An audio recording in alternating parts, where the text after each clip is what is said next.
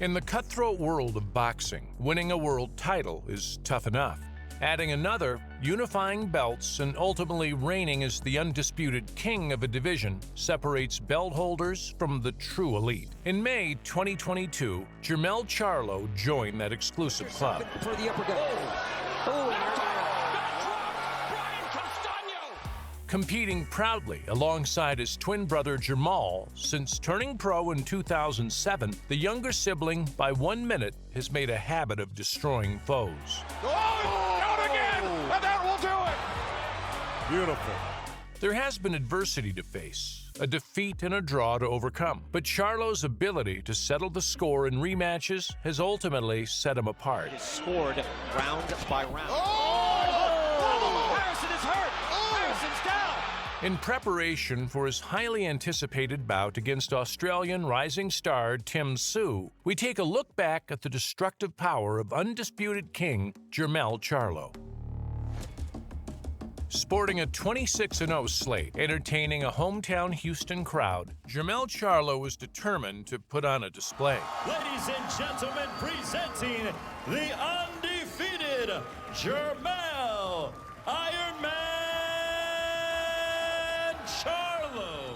Canada's Joachim Alcine had once held a version of the world titles at 154 and had upset the likes of David Lemieux and undefeated Travis Sims. But his career had since taken a downturn, and the Haitian native's punch resistance was on the wane. This was food and drink to a fighter of Charlo's big punching reputation. 30 seconds to go here in round number 3, BJ. And look at this, Alcine wobbled just a little bit, looked off to his side. Wobbled late in the third round, Alcine was starting to struggle with the younger man's power. Charlo's thudding accuracy was making the difference as Alcine felt a right hand to the ear in round 6 and fell to the canvas. Show me something, I'm going to stop this fight. Taking care of his fighter, this might be the time. This might be the time. 2, 3. After the referee counted, Charlo jumped straight back onto the older man, and a follow-up barrage prompted the stoppage. Charlo with precision. 2 lefts and then the right. No, he didn't. That was a good shot. Another good shot. Alcine's in trouble. Fight's over. Alcine is in trouble. And surely seen enough. That is it. Charlo had him in trouble. Alcine was battling back. Buddy McGirt saw up in the corner and advised the corner to step up and stop the fight. And I couldn't agree more. Great performance by Charlo. After Floyd Mayweather finally let go of the WBC super welterweight crown, Charlo was presented with a crack at the vacant strap. Opponent John Jackson had not completely inherited the vicious punching abilities of his famous father, Julian, but the switch hitter could bang. Introducing John "The Rock" Jackson. The man from the Virgin Islands took the early initiative and was beating his opponent to the punch. Struggling to impose himself on the action, Charlo was well behind on the scorecards before putting his foot down. Oh my goodness, a left hook that stunned John Jackson. And he's going backwards and he is trying to grab Jermell Charlo now. Picking up the intensity as the fans from Houston rise to their feet. In round 8, the Texan finally connected with a right hand that froze Jackson in time. Referee Tony Weeks saved the stricken fighter from further punishment. A nice right hand that caught. Oh, and it's done, John Jackson. And Jackson is out, and this one is over. Oh my goodness. He set him into next week, and we have a new champion. It is Jermell Charlo. Oh my. With the mandatory defenses piling up, Jermell had to start taking out some contenders and pretenders. First up was Charles Hatley, a fellow Texan with heavy hands and a feisty attitude. Obey my commands at all times. Protect yourself at all times. Touch gloves. Good luck to you. 5 years after a shock loss to the pain server, Leonardo Tyner, Hatley had won 9 straight and worked his way into a title shot. However, his questionable punch resistance remained, and Hatley went down in round 3 as he failed to evade back-to-back right hands. Become a smaller target, but he just got nailed and down he goes. He's caught in between, and Charlo drops him. In round 6, with the smaller Hatley once again disorganized, a thunderous highlight reel right hand instantly turned the man nicknamed The Future into a thing of the past. Charlo's first defense. And again, he gets to Hatley opening up here. Good right hands. Hatley covering up. Charlo rocks him with a huge right hand. That's it right away. Referee all over it smartly. Charlo fired that right hand all the way from Texas.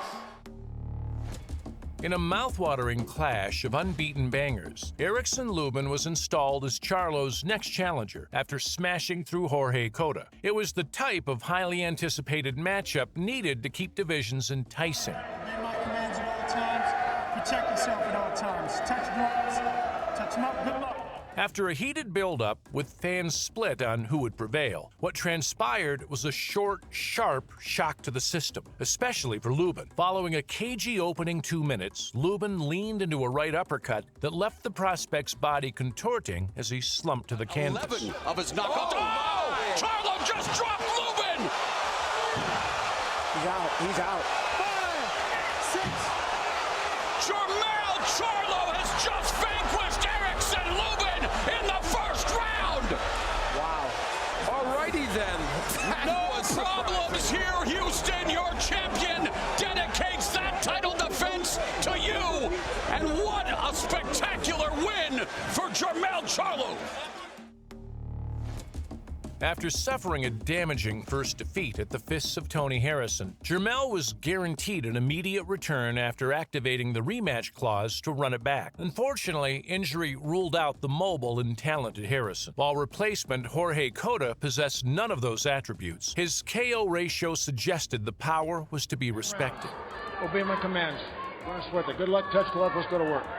Eager to erase the demons of his loss to Harrison, the former champion wasted little time putting Cota to the sword. After spending the first 2 rounds deciphering Cota's awkwardness, Charlo landed a right hand that left his man sprawling. Sometimes you can get caught running into punches. Oh, down goes Cota! Like that! Seconds later, Cota was a sitting duck for a left-right finishing combo. Oh, out again! And that will do it! I told you he was explosive. That was that right hand, and he threw it after a double jab. Beautiful. This is what he needed. This is what he wanted, and he got it.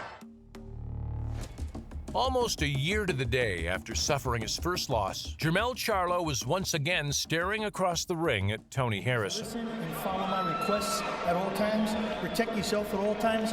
Fight hard, but fight clean.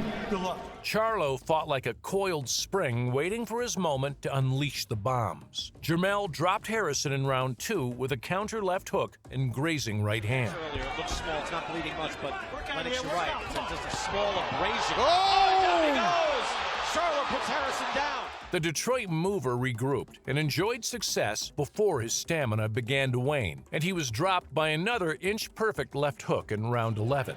Round by round. Oh! Harrison is hurt. Oh! Harrison's down.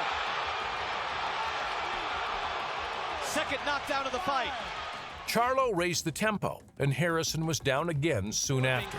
Or he could stop this. Over a minute left. Harrison hurt again by the hook. Harrison could go down again. The ropes are keeping him It's up. over. Now he's wobbled. Oh. And down he goes. Third knockdown of the fight. Jack Reese is counting, so it's still on.